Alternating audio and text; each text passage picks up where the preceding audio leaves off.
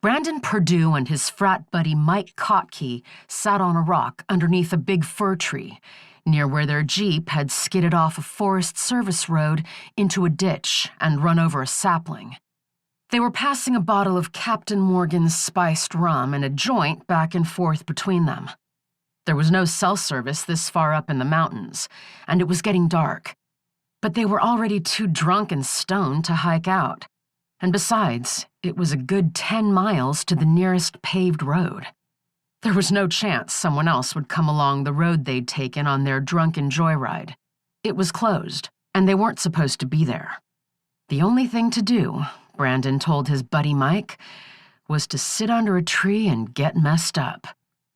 "Don't bogart that joint, my friend," sang Kottke in a cracked voice, holding out a hand. "Get wrecked, dude." Perdue handed it over to Kottke, who took a toke while offering the bottle in return. "Dude, you let it go out," Kottke complained, holding the reefer out at arm's length and staring at it disapprovingly. Perdue handed him the lighter. Kottke fussed with it, swearing as the wind picked up. He finally got the joint fired up and sucked in a lungful of smoke. "It's getting cold, man," said Perdue, tilting up the plastic bottle of rum. "No shit, Einstein. We're only at 10,000 feet above sea level." Kottke looked at the roach. "This is finito." He tossed it. "Got another? Suck on this." Perdue fumbled in his day pack and drew out a big Bertha, lit it, and held it out to his friend. God, he was high. The big trees around them were all moving in the wind. Or maybe they weren't moving at all, and it was just his brain that was moving. But it was getting colder by the minute. It was Halloween, and it might go below freezing that night. Definitely would go below freezing. They couldn't spend the night in the Jeep, tilted as it was in the ditch, its windshield broken, the interior strewn with glass. On top of that, there was a smell of gasoline that made Perdue guess the sapling had punctured the tank. If they tried to start up the Jeep for warmth, they might blow themselves up. What were they going to do? They couldn't stay out here in the open, drinking and smoking until they passed out and froze to death. Perdue pushed the thought out of his mind as he took another pull on the bottle of rum. That would warm him up, at least temporarily.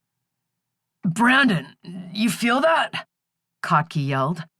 Perdue's head swam back into focus. "What?" "Rain. I felt it on my face. A drop of rain." Perdue took another gulp from the bottle. As he did, he felt something cold touch his cheek. Kottke reached into his day pack, pulled out a flashlight, and turned it on. He shone it up into the sky.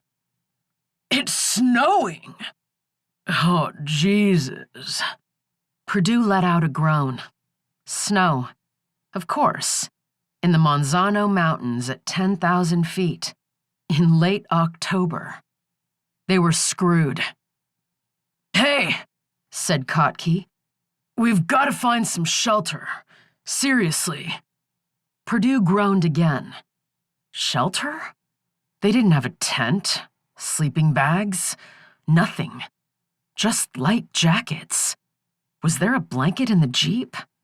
He couldn't remember, but didn't think so. "Light a fire?" Perdue finally said. "That's not gonna stop the snow. We gotta find, shelter, man."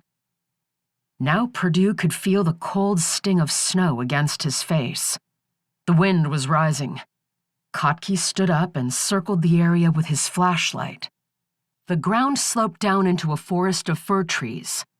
Kottke shouldered his pack and took a few steps forward, shining the beam left and right. "What are you doing?" Perdue said. "What do you think? Get up and let's go find a place to spend the night. We can hike back down in the morning." Perdue lurched to his feet, fighting a sudden rush of dizziness. He followed Kottke down the slope into the forest, stumbling and shuffling. The temperature was plunging and snowflakes swirled around them. Far below, Purdue could see the distant lights of Albuquerque's South Valley, dissolving in the haze of snow,